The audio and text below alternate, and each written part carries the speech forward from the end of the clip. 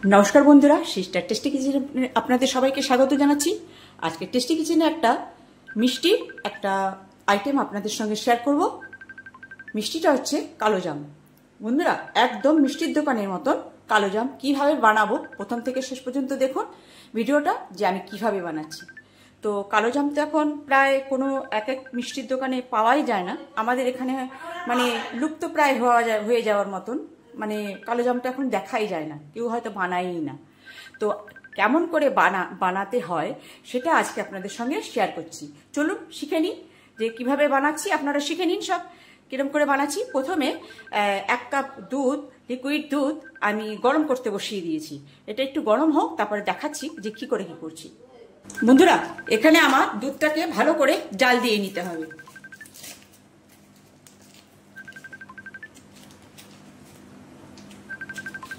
জাল দিয়ে একটু শুকিয়ে নিতে হবে।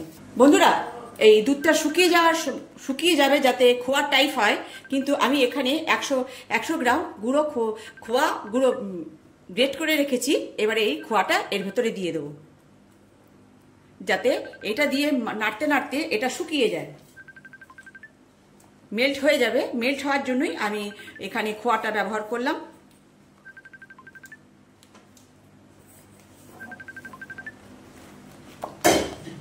আর এখানে যেহেতু ময়েশ্চারটা একটু কম, সেহেতু তার জন্য আমি এখানে দিয়ে দিচ্ছি একটু ঘি, যাতে ওর সঙ্গে চুপকে না ধরে।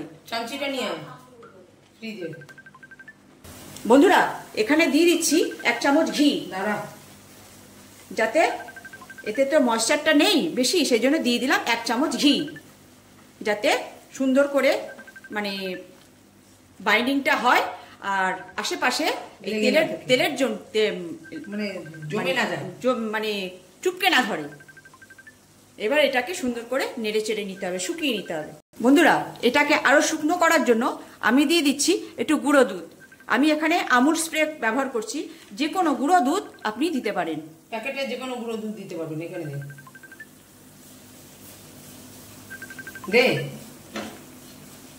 দে দে যে কোনো গুঁড়ো দুধ আপনি এখানে ইউজ করতে পারেন। আমি এখানে আমুল স্প্রে ইউজ করলাম, আর যাতে এইটা ডোটা একটু তাড়াতাড়ি করে শুকিয়ে নেয়, সেই জন্যই আমি এখানে গুঁড়ো দুধটা দিলাম। আর টেস্টও লাগবে গুঁড়ো দুধটায়। বন্ধুরা, আমার এখানে ডোটা প্রায় শুকিয়ে এসছে, এবার এটাকে নামিয়ে নেব। বন্ধুরা, এবার মানে মিষ্টি যে বানাচ্ছি তার রসটা বানানোর জন্য জলটা আমি গরম করতে বসিয়ে দিলাম। আর এটা দিয়ে দেবো, মানে ওই তো শিরা বানানোর জন্য আমি জলটা বসিয়ে দিলাম। এইবারে দিয়ে দেবো চিনি।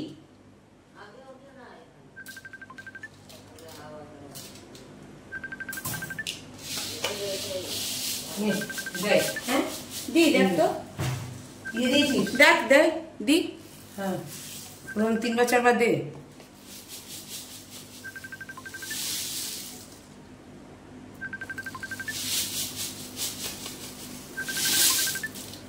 তাহলে ট্রান্সফার করে এটাই নিয়ে আসবি। হ্যাঁ, এই যে বন্ধুরা, এবার রসটা হওয়ার জন্যে আমি রসটা মানে জলটা বসিয়ে দিলাম। এবার রসটা না, শিরাটা হওয়ার জন্য আমি চিনি দিয়ে বসিয়ে দিলাম জলটা। এবার এটা ততক্ষণে ফুটুক, আমি ততক্ষণ এদিকে কাজটা করে নিই। বন্ধুরা, এইবারে দিয়ে দিচ্ছি একটু এলাচ গুঁড়ো, আর দিয়ে দেব একটুখানি গন্ধ হওয়ার জন্য ভ্যানিলা এসেন্স, 1/2 চামচি দিয়ে দেবো ভ্যানিলা এসেন্স।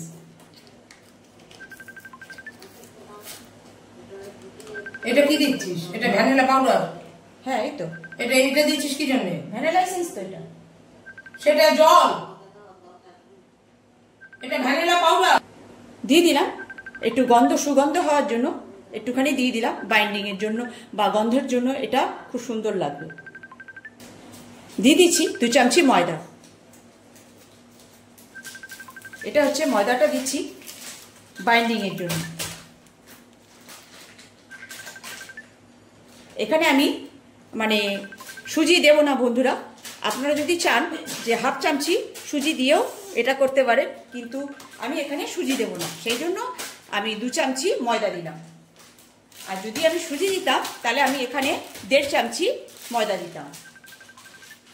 আর এখানে দিয়ে দিচ্ছি সামান্য বেকিং পাউডার।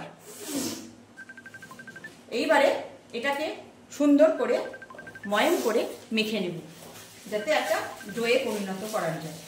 আর এখানে আমি পুরোটাই, আমি যেহেতু কালো জাম ভেতরটা একটু লালচে লালচে অরেঞ্জ অরেঞ্জ ভাব লাগবে, সেই জন্য দিয়ে দেব একটু ফুড কালার।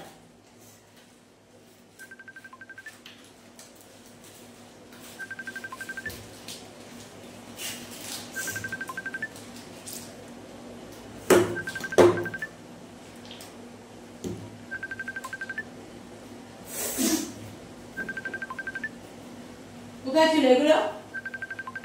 কোথায় ছিল এগুলো?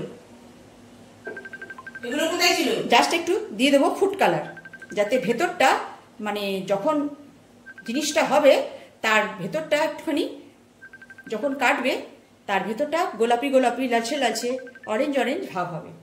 তো এই এই এই এবারে আমি এটাকে সুন্দর করে ময়াম মানে ডো করে মেখে নেব। কিরম করে মেখে নেব দেখাচ্ছি।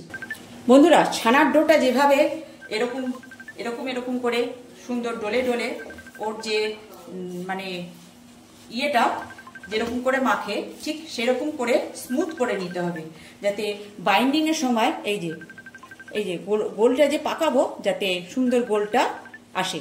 ঠিক আছে? তো এভাবে আস্তে আস্তে একটুখানি আমি এভাবে যাতে, আর যে ময়দা দিয়েছি যে পাউডারটা দিয়েছি যাতে সেটা ভালো করে সবকিছুর সঙ্গে মিশে যায়, সেইটাই আর কি করবো। সেভাবেই ওটা মানে মেখে নিতে হবে, যেরকম আমরা মানে লুচি বেলার সময় ময়দাটাকে মানে মাখি আর কি। ঠিক এতে আমি যেহেতু কোনো লাভস থাকবে না, ঠিক আছে, মানে কোনো দানাদার থাকবে না, এমনভাবেই আমি এটাকে, আর দানাদারের কথা কোনো আসেই না, কেন কি আমি খোয়াটাকে গ্রেট করে নিয়েছি আর দুধটাকেও আমি ভালো করে জাল দিয়ে নিয়েছি, গুঁড়ো দুধটা। তো বন্ধুরা, এই যে আমার এই যে চলে এলো, এই যে এই যে এই যে তো এবারে আমি এগুলোকে এক এক করে লাড্ডু পাকিয়ে নেব। বন্ধুরা, এরকম করে এই যে এরকম করে এক একটা করে লাড্ডু বানিয়ে নিতে হবে। ঠিক আছে বন্ধুরা, এই যে আমার এই লাড্ডু পাকানো হয়ে গেছে, গোল করাও হয়ে গেছে। হ্যাঁ, এইবারে দিয়ে দেবো তেলে, এটাকে ভাজার জন্য তেল আমি গরম চাপিয়ে দেবো। আর এদিকে আমার চাশনিটাও রেডি হয়ে গেছে। এবার চাশনিটাকে নামিয়ে নেব। বন্ধুরা, এখানে আমি তেলটা খুব গরম করব না, হালকা গরম করব, যেহেতু আমার ওভেনের প্রেশারটাও মানে একদম লোয়ে দেওয়া রয়েছে, হাই ফ্লেমে দেওয়া নেই। তো আমি হাত দিয়ে চেক করতে হবে কি তেলটা গরম হয়েছে কি না, মানে এতটাই গরম হবে যে আমি হাত দিলেই বোঝা যাবে কি তেলটা গরম হয়েছে কিনা। দেখুন বন্ধুরা, এই যে এইবারে আমি এই যে গরম হয়ে এসছে, এইবারে আমি এগুলোকে ভাজার জন্য ছেড়ে দেবো।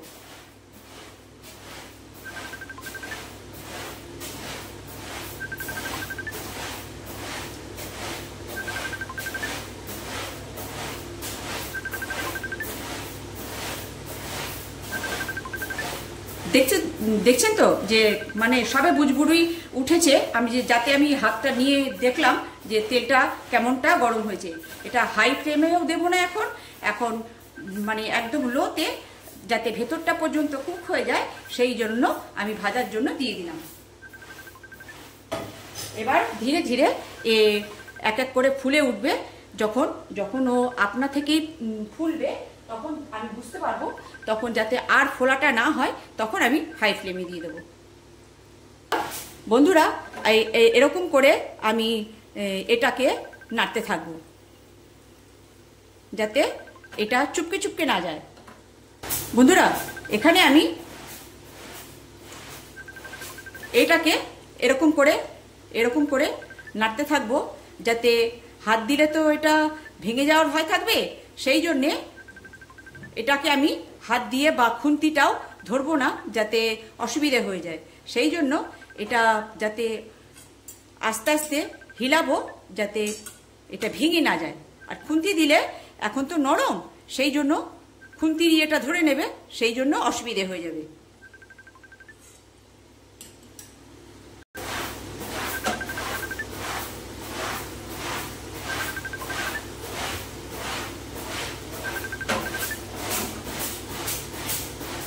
এবারে বন্ধুরা আমি এই ভাজাটাকে হাই ফ্লেমে দিয়ে দেবো,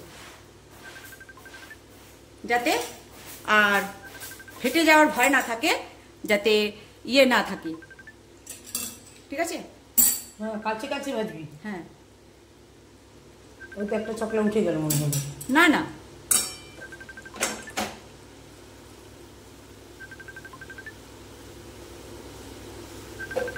আস্তে পাওয়ার দে। হ্যাঁ পাওয়ার দিয়েছি। হ্যাঁ না, হ্যাঁ পাওয়ার দিয়েছি।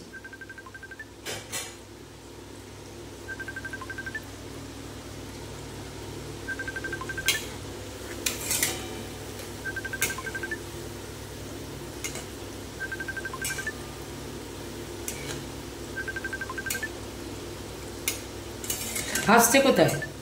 আমার তো অনেকটা তেল নয়, আমার তেলের পরিমাণটা তো অল্প। সিধে কর, ওইদিকে ঢলে আছে। বন্ধুরা আমি এখানে কালো জাম বানাচ্ছি, তো ভাজাটাও একটু কালচে কালচে হবে। কালচে কালচে এমন নয় যে পুড়ে যাবে, সেরকমটা না, কিন্তু কালচে কালচে হবে, লালচে হবে না।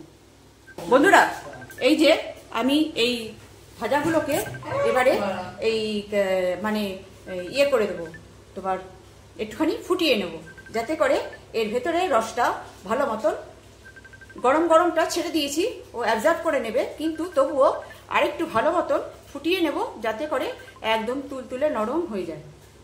এই জন্য একটুখানি ফুটিয়ে নেব, যাতে চাশনিটা ভেতরটা একদম পুরো একদম টিপি দিলেই যাতে রস করায়, এইরকমটাই করব।